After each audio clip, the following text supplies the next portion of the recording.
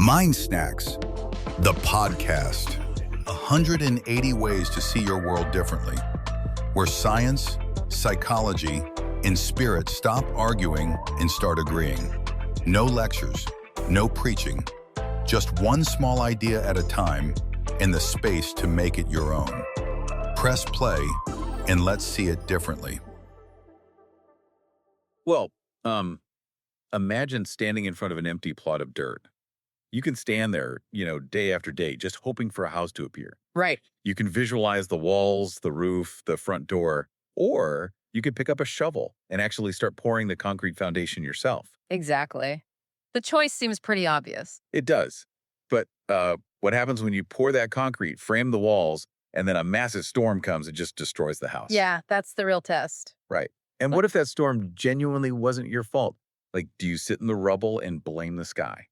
So, welcome back to this episode. Last time, we introduced MindSnacks and the person behind it. We did. And today we're going further.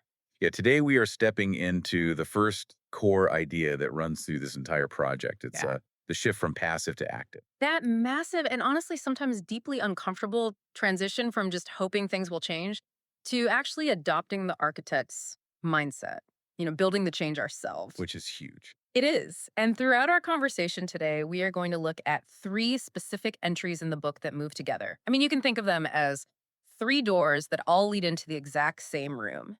Oh, I like that visual. Yeah. And that room is the place where you finally stop being the passenger in your life and take the wheel. So let's start right there with the very first door. In MindSnacks number 1, we look at this transition from wishing to building. Right. But I have to ask, what is the actual, mechanical difference between hoping for something and planning for it? Mm-hmm. Because aren't they essentially the same thing? They definitely feel like they are. I mean, if I want to build a career or a relationship or like that house on the dirt plot, doesn't pouring the concrete have to start with the hope that the house will stand? Well, it feels like they're the same, which is exactly why the distinction is so easy to miss. Hoping, as it's explored here, operates as a totally passive pattern. Passive. Yeah. The moment we sit in a state of hope or wishfulness, we are quietly handing the outcome over to luck or external forces. Oh, I see. The tricky part is that hoping feels like an action. Our brains actually get this small dopamine hit from fantasizing about the completed house. Right. The visualization feels productive. Exactly. But that premature dopamine reward can ironically, sap the drive required to actually dig the trench. You just stay out of your own power. Wow. Okay. Planning, on the other hand, shifts the brain from a state of desire into a state of execution. The hope might spark the initial thought, sure. But if you park your mindset in hope, you never pour the concrete. That makes total sense. Muhammad Ali actually had a really fascinating thought on how you cross that bridge from thought to execution. Oh, yeah.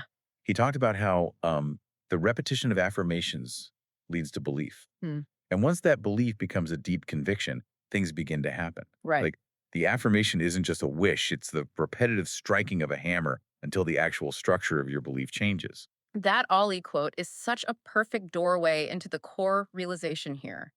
Because the centerpiece of this idea, and it's put incredibly clearly in the book, is this. We are the architects of our own future and the builders of our own life. Builders of our own life. Yeah. True power is not in hoping for a change in your circumstances. It's in taking action to make it happen. The moment you stop passively expecting the universe to align for you and start moving the pieces yourself. Your whole framework shifts. Exactly. This ties perfectly into the psychological concept of the locus of control. Julian Rotter researched this back in the 50s. Yes, internal versus external locus. Right. And in plain language, it just comes down to where you place the center of gravity in your life. If you have an external locus, you basically believe your life is shaped by outside forces. You stand by that empty plot of dirt and wait for fate to drop a house on it. Exactly. But if you operate with an internal locus of control, you fundamentally believe your own choices dictate your outcomes. You don't look at the dirt and wait. You calculate the concrete and start digging. Yes. People with an internal locus build their outcomes. And this connects directly to what's outlined in MindSnacks number 168. Oh, the achievement engine. Right. It outlines the actual gears of becoming that architect. Yeah. Vision, discipline, consistency, perseverance, and pivoting. And those gears are so critical because, well, motivation alone is completely insufficient. Motivation is just the starter motor. Yeah. It gets the engine turning, but discipline is the actual engine block. For sure. You need the discipline to mix the concrete when you're exhausted, the consistency to lay the bricks every single day, and, the ability to pivot when you hit bedrock. Okay, wait, let me push back on this a little bit. Sure. What if the building collapsing really isn't your fault? Like if an economic crash ruins your business or a partner betrays you, you didn't build that collapse. No, you didn't. So isn't blame perfectly fair there? If we're the architects, do we just pretend the storm didn't happen? Not at all. That is like the ultimate tension of the architect's mindset. Bad things absolutely happen outside of our control. Right. The framework doesn't deny the hurricane. But in MindSnacks number 13, we look closely at what's behind our blames. And the insight is that ownership isn't about whose fault the collapse was. It's about who takes the next move. Oh, wow. Mhm. Because fault looks backward at the wreckage and ownership looks forward at the empty plot. Yes. And blame is incredibly seductive because it feels like justice. I mean, if you are sitting in the rubble yelling at the storm, you are perfectly accurate. The storm did it. Your anger is totally justified. Completely. But the mechanism of blame traps you. It places your locus of control firmly on the outside again. Right. John C. Maxwell talks about this, about being the master of your destiny and influencing your own environment. If your focus is entirely on the entity that destroyed your environment, you surrender your influence over it. So true. And the centerpiece realization here is just profound. Blame slows learning while ownership moves it forward. I really want to dig into how it slows learning. Like if I blame the storm, my brain concludes that the only variable that matters is the weather. And since I can't control the weather, there is no point in researching better building materials or reinforcing the foundation. My learning just stops. Exactly, because you've convinced yourself the outcome is out of your hands. Ownership is recognizing that even if you didn't cause the problem, you are the only one capable of your own evolution out of it. You focus entirely on building a storm-proof foundation for the next iteration. Yes. Which is so stoic. I mean, this echoes the stoic dichotomy of control perfectly. Marcus Aurelius and Epictetus. The fundamental dividing line. Yeah, this simple but powerful idea that some things are in our power and others are not, and wisdom is just knowing the difference. Right. And Epictetus lived a significant portion of his life as a slave. So if anyone had the right to claim unfair circumstances, it was him. Yet he proved this applies even at the harshest starting line. That level of agency requires abandoning our favorite excuses. The existentialist Sartre called this tendency bad faith. Bad faith? Yeah, in plain language, it's the lie we tell ourselves when we pretend we have no choice. It's when we hide behind our circumstances to avoid the discomfort of being free. Oh, wow. Hiding behind circumstances. Because blaming the storm is comfortable. It means we don't have to do the grueling work of rebuilding.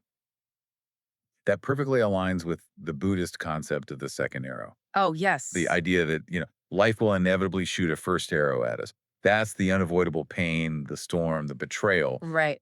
But our reaction to it, our endless loop of blame and resistance, that is the second arrow. Life wounds us once, but the second wound is entirely caused by us. And we can just choose not to shoot that second arrow. But, if we give up the blame, we are left standing in a deeply uncomfortable void. We are. We have to face the realization that no one else is responsible for fixing things. Which opens the next door. Because when faced with that void, why do we fill it by waiting for someone else to step in? I mean, think about the narratives we're fed from childhood. The fairy tales. Yeah. The movies, the myths, they all condition us to wait for a rescuer. Why are we so wired to pause everything and wait for salvation? Psychologists refer to this as the Cinderella syndrome. It's this deeply ingrained psychological pattern where we subconsciously believe that someone else holds the key to our dreams. And that puts the entire journey on pause. Exactly. We stop building and just wait by the window. This is actually the central focus in MindSnacks number 171. Right. Emerson had that great reminder, trust thyself. Every heart vibrates to that iron string. But it's so hard to hear that iron string when you're listening for the footsteps of a rescuer. It is. And the turning point is accepting no rescuer is coming. There's a really striking line here. What we kept searching for outside was always something we needed to awaken within. Always something we needed to awaken within. Yeah. But waiting is a learned behavior. To understand this, you have to look at learned helplessness. Martin Seligman's research in the 60s. Oh, right, the dogs in the shuttle boxes. Yes. When they were exposed to inescapable situations, their brains learned that action was pointless. So even when escape became possible later, they just lay down. Exactly. They stopped trying even when the cage was unlocked. They learned that they were helpless. So they just waited. Right. And that is what happens to us when we get stuck for so long. But the vital reversal here is that it's learned helplessness, which means agency can be relearned. You can teach the brain to jump the barrier again, You can. And realizing you are your own rescuer changes everything. which connects to what's explored in MindSnacks number 46, right? About igniting self-discipline. Absolutely. Because motivation fades. It's just an emotion. But discipline is the engine that keeps us moving when no one is watching and no one is coming to save us. But, layering all these concepts together, taking absolute ownership, refusing to blame, relying on discipline, it sounds incredibly heavy. It does sound heavy. And this brings up the most crucial synthesis beat. If we're always the architect, doesn't that just pile guilt onto people who are already struggling? Like, does stepping out of the rescue illusion mean everything bad is our fault? That is such an important question. And the distinction is vital. Ownership is the exact opposite of guilt. Wait, the opposite? Yes. Guilt looks backward at fault. Ownership looks forward at the next brick. The point isn't it's all your fault, but rather the next move is yours. Oh, that reframing is everything. The next move is yours. Take Viktor Frankl, who survived the Auschwitz concentration camp. Right. He was stripped of every conceivable freedom. But his defining observation was that between stimulus and response, there is a space. And in that space is our power to choose. The guards controlled the stimulus, but not that gap before the response. Exactly. And modern neuroscience is literally mapping this now through neuroplasticity. Meaning the brain physically changes. Yes, the brain isn't fixed. It rewires itself based on what we repeatedly do. When we take action instead of waiting, the prefrontal cortex, the planning center, gets physically stronger. And dopamine pathways engage as a reward. Agency literally changes the physical architecture of the brain. That is wild. It reminds me of karma in the Hindu and yogic traditions. Oh, interesting. Yeah, because in plain language, it's not some cosmic punishment system. It's simply the law of ownership. Every action carries a consequence that shapes us. We lay our own bricks. It's the exact same map. The Sufi mystic Rumi said, "The wound is the place where the light enters you." But only if we stand in it instead of blaming whoever caused it. Notice what just happened here. What's that? A 2,500-year-old Stoic, a Holocaust survivor, a 1960s psychology experiment, and a Sufi poet all walked into the same room. Oh, wow. And they said the exact same thing. That's the whole point of MindSnacks. Everything is connected, and the architect is already you. If you are ready to stop waiting, pick up the shovel and start laying the bricks, invite yourself to open the book. Start with in MindSnacks number 1. Then move 2 in MindSnacks number 13, and then in MindSnacks number 171. And remember, there are 177 more seeds waiting in those pages. Before we go, we want to leave you with one question to carry into your week. Sit with this for a moment. If you stopped waiting for someone to rescue you, stopped blaming whatever you've been blaming, and accepted that the architect of the next chapter is already standing in your own skin, what is the one brick you would lay down this week? MindSnacks, the podcast. If something shifted the way you see things today, follow along. There's a new idea waiting in every episode. We'll see you in the next one.